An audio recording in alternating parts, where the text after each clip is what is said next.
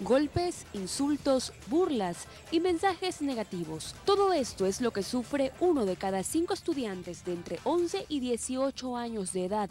Las cifras corresponden al 2017 de un estudio realizado por el Ministerio de Educación con el apoyo de UNICEF y colocan a Ecuador en uno de los países latinoamericanos con mayor incidencia de acoso escolar o bullying. Un tema preocupante que muchas veces pasa desapercibido por padres y hasta por docentes. Los maestros que ven a todos igualitos y los tratan igualitos van a generar sin darse cuenta que el sistema siga sosteniendo un síntoma, que lo estamos cuestionando, lo venimos analizando, lo venimos criticando, pero se sigue manteniendo. El victimario, según especialistas, reaccionaría de esta manera al ver alterado algo en su entorno. Para que haya un acosador, tiene que haber un nivel de violencia ya empoderado y de frustración en los chicos que quieren desarrollarla, o aprendizaje repetido. Lo otro, los que se permiten ser acosados tienen niveles de autoestima pobres o empobrecidos. Y el acosador no es que tenga una autoestima alta, también tiene una autoestima empobrecida. De ahí que se les pide a los padres a poner mucha atención en aquellos cambios que podría estar presentando su hijo. Si lo nota muy callado, con falta de apetito, insomnio, está irritable y con un claro rechazo a asistir a clases, algo está ocurriendo. El Ministerio de Educación, para evitar justamente el incremento de casos de maltrato escolar, creó los departamentos de consejería estudiantil, ODS, en cada establecimiento educativo, quienes son los encargados de actuar y encender las alarmas. Entonces no solamente que tenemos que estar atentos al establecimiento, sino también a los teléfonos móviles. ¿Qué está pasando? De haberlos tratado internamente, pasan de manera directa al distrito, en donde las sanciones son impuestas dependiendo de la gravedad, hasta con la suspensión del estudiante por 30 días. Se trata con los padres de familia, con las autoridades e inmediatamente también comunicar al distrito, ¿sí? Y de acuerdo a eso, a la gravedad de la falta, pues se aplicaría una sanción. Sin embargo, estos 3 especialistas coinciden en que la sanción no es la solución al problema del bullying en Ecuador, sino que más bien se debe enfocar en la prevención, en los hogares y en las aulas de clase. Valery Villalba, 24 horas. Bien, y nosotros quisimos salir a la calle a escuchar las opiniones que tienen las personas acerca de esta problemática. Escuchemos qué fue lo que nos dijeron. Un caso muy familiar y muy cercano sobre una amiga, incluso hasta el día de hoy tiene que estarse haciendo terapias psicológicas producto de que desde el colegio sufrió bullying. El maltrato que les daban, los apodos, los empujones, los golpes, lo calle, eso es lo peor que pueden hacer. Y a veces cuando no tienen el apoyo debido es donde ahí frecuentan hacerse daño a sí mismos. Siempre que uno empieza algo nuevo, siempre vas a encontrar gente que se creen los bacanes y te quieren hacer sentir inútil, inservible, pero quizás por mi estado de ánimo no caí en eso. Son asuntos que ya se salen a veces de las manos de uno mismo, que a veces uno trata de igual solucionarlo con los docentes y con los padres, pero a veces es tan fuerte que ni siquiera ellos pueden hacer algo. Tenemos como invitada para tratar este tema la psicóloga de la Unidad Educativa Ecomundo, Patricia Nevares. Muy buenos días, gracias por acompañarnos. Buenos días. Bueno, hay cifras que establecen por parte de la UNICEF y el Ministerio de Educación que 6 de cada 10 niños entre 11 y 18 años han sido víctimas de bullying aquí en nuestro país.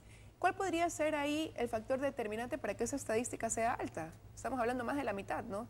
Sí, yo creo que el asunto de violencia es un asunto crítico que se da a todo nivel y las escuelas es un lugar o un espacio donde hay interrelaciones y habiendo interrelaciones esto ayuda o es un campo adecuado para que se den estos liderazgos negativos o esta lucha de poder entre unos y otros. Pero les cuesta mucho quizás creer y da mucha tristeza ver que los protagonistas de esto de aquí, de este tipo de violencia y de acoso, son los mismos niños. Personas que están en proceso de formación, que están comenzando a definir quizás su personalidad, su carácter, sean los ejecutores de una práctica que llega a tener secuelas para toda la vida en algunos casos. Terrible. Realmente es un trabajo mancomunado y una situación que se da que tiene muchas aristas. Está la familia, está la escuela, están los chicos. Entonces, tanto las personas que agreden como los que reciben la agresión tienen ciertas características y tienen mucho que ver con situaciones familiares también, ¿no? Pero hay un elemento que casi nunca se toma en cuenta, que son los espectadores. Los espectadores son los que le quitan poder o le dan poder al agresor. Y lo hacen o porque tienen miedo, o porque quieren, saben que con este agresor como que logran mayor estatus, mayor respeto, y se van hacia el otro lado, ¿no? Pero ellos tienen un gran poder o la posibilidad también de ayudar o no. Ahora tenemos también, es cierto que hay chicos que tienen una autoestima más baja, que son más tímidos, que no tienen desarrolladas habilidades sociales, y estos niños o adolescentes son víctimas de chicos que tienen otras características. Por ejemplo, son más agresivos, son más impulsivos, le cuesta someterse a reglas, pero también detrás hay situaciones familiares que tienen mucho que ver. O sea, los dos vendrían a ser aparentemente víctimas, tanto el acosador como el que es acosado. Ese acosador que tiene esta personalidad agresiva, que es violento, también llega a ser víctima de una circunstancia que lo deriva o lo lleva a ser así. Sí, hay situaciones que llevan a ser así. Entonces, también empieza a no ser sensible ante el dolor de la otra persona, ante el daño que le puede ocasionar. Y las víctimas también, los espectadores en un momento dado, también llegan a desensibilizarse ante la situación del otro. Entonces, cuando yo decía que es un trabajo mancomunado, porque no se trata de trabajar solo con la víctima, sino con quien victimiza y también con el grupo que está allí viendo y que no está haciendo nada. Me parece muy interesante lo que usted dice de los espectadores. ¿Qué debe hacer un maestro al percatarse de esto, y también cuál es la postura que debe tener un padre de familia, o cómo notar que el chico está distinto, que algo está pasando? A ver, un maestro debe ser un observador por sobre todas las cosas, conocer a sus alumnos, conocer las conductas que tienen sus alumnos y darse cuenta de situaciones especiales que se están dando. Por un lado, debe prevenir cuando recoge información y se da cuenta que realmente no se está dando, pero se podría dar, entonces tiene que prevenir con otro tipo de acciones. Y cuando se está dando, debe comunicar, porque se debe tratar a todas estas personas, se debe hacer un trabajo con la familia y también con el profesorado, porque muchas veces lo que se dice, no molestes a fulanito, no molestes a menganito, cuando el niño o el adolescente logra decir me está molestando, pero a veces no clarifican qué es lo que están haciendo cuando me dicen me está molestando. Eso justamente, o sea, ¿en qué momento ya debe llamar nuestra alerta de que algo está ocurriendo, a ver, que algo está pasando? Puede haber situaciones en que no están de acuerdo y empiezan roces y peleas, pero cuando no son situaciones de ese tipo, sino que es una acción agresiva constante con el deseo de hacer daño, ahí estamos hablando de bullying, porque generalmente se habla de bullying de todas las cosas que me hace alguien, pero no siempre bullying. Bullying es una acción agresiva contra otro, donde hay una situación de poder del uno sobre el otro que se da en forma constante y con la finalidad de causar daño. Entonces, ahí estamos hablando de bullying. Cuando vemos que a un niño siempre hay alguien que le pone apodo, siempre hay alguien que le está haciendo algo que lo hace sentir mal, entonces tiene que estar alerta, aquí está pasando algo. Y ahí como padres también, ¿cómo diferenciar? Porque muchas veces pasa que los niños no se abren con sus padres a transmitir esta situación que están viviendo, sino que simplemente lo traducen en no quiero ir a clases, me siento un poco mal, no quiero ir, y uno, ¿qué es lo que dice? No seas vago, tienes que ir al colegio y tienes que ir al colegio, y lo presionamos a ir a un entorno donde no está realmente cómodo. Entonces, bueno, esas son situaciones de alerta para un padre. Cuando un niño no quiere ir a la escuela, el padre debe acudir a hablar con el tutor, o sea, ¿qué está pasando para que mi hijo no quiera venir a la escuela? Y se llega a más, los niños empiezan a somatizar, empiezan a vomitar, están con fiebre para no acudir a la escuela o buscan la forma de no asistir. Entonces, está pasando alguna situación.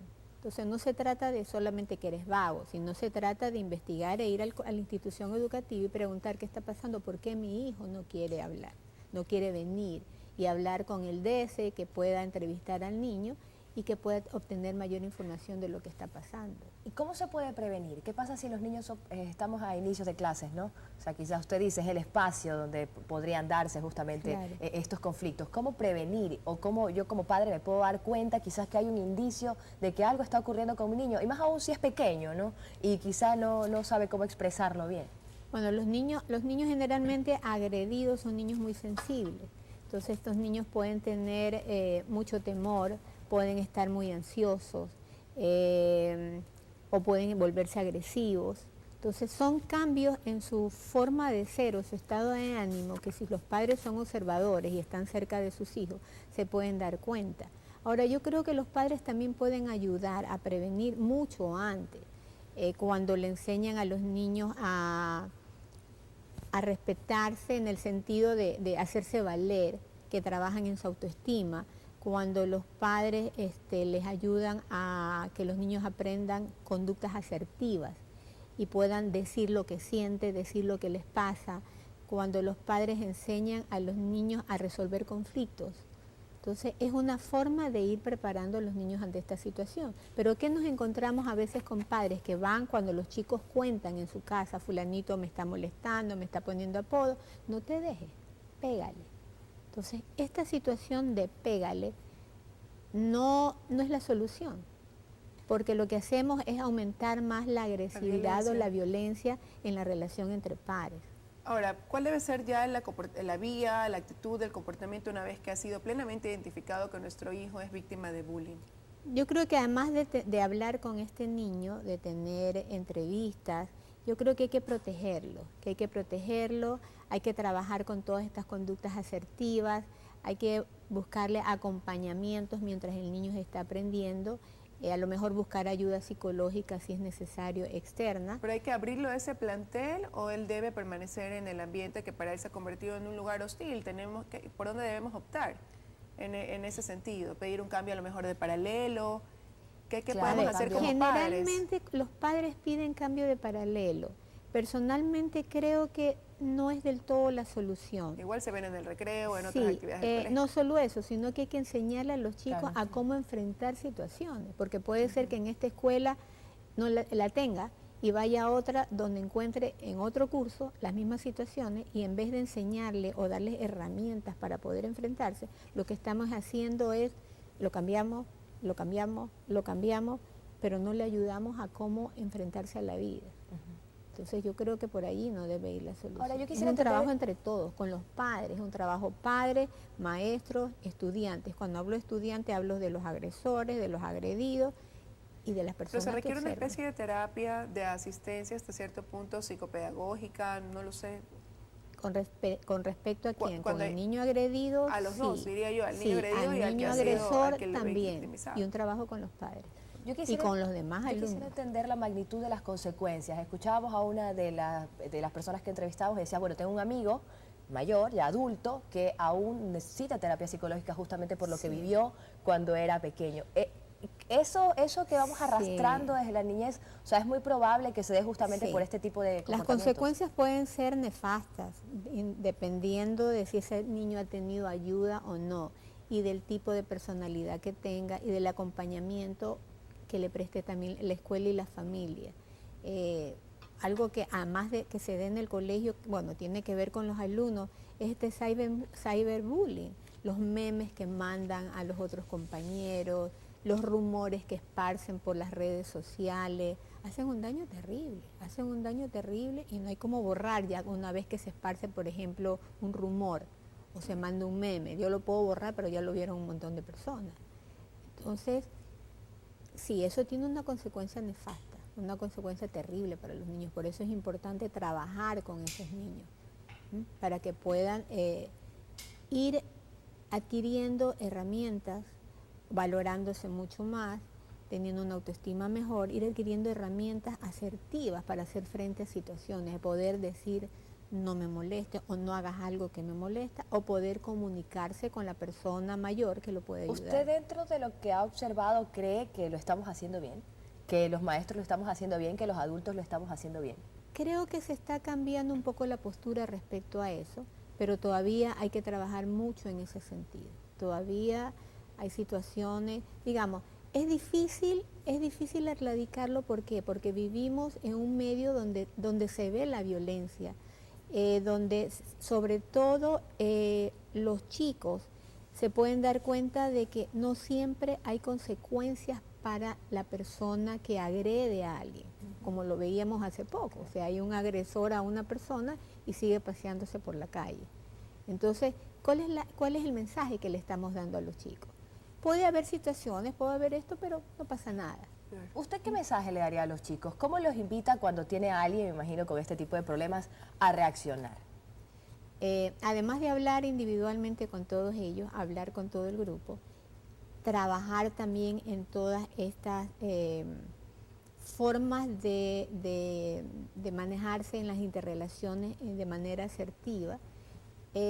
Se trabaja mucho con representaciones donde se pone el agredido en el lugar del agresor y el agresor en el lugar del agredido, para que vean un poco lo que se siente. Lo que se trata es de sensibilizar sobre el daño que se le hace al otro cuando digo cosas, cuando hago cosas. Por ejemplo, yo les trabajaba a los chicos más pequeñitos, por ejemplo, que es una forma de darle un mensaje. Les daba una hojita de papel más o menos de este tamaño y les decía, arrúguenla y hagan la bolita más redonda que puedan hacer. Y luego ya, ahora una vez que todos los han hecho, ahora sí, expándenla y traten de ponerla exactamente como yo se las entregué. Imposible. Entonces, imposible, se sentaban, la hacían con la regla, con el lápiz y todo. Y luego, eso pasa con las personas cuando yo digo hago. Si yo te golpeo, te pellizco, te hinco, te dejo una marca y cualquiera puede ver que yo te hice algo. Pero si yo te digo algo que te hace daño o si te excluyo y eso no se evidencia físicamente, esas marcas que tú ves en la hoja es lo que le dejas a la otra persona. Y tú ves que ya no la puedo volver a poner tal como estaba antes. Es un poco como que los chicos tomen conciencia del daño que yo puedo hacer y la responsabilidad que tengo al emitir algún comentario, al decir algo. Y ahí tenemos que trabajar todos desde casa, empezar con un trabajo mancomunado con los que forman parte de la educación de nuestros niños. Así que queremos agradecerle su presencia esta mañana acá en una guía tan importante, en un tema que lamentablemente es tan recurrente. Y tenemos que estar súper alertas a esas, tanto padres como educadores, a esas alertas que emiten nuestros niños.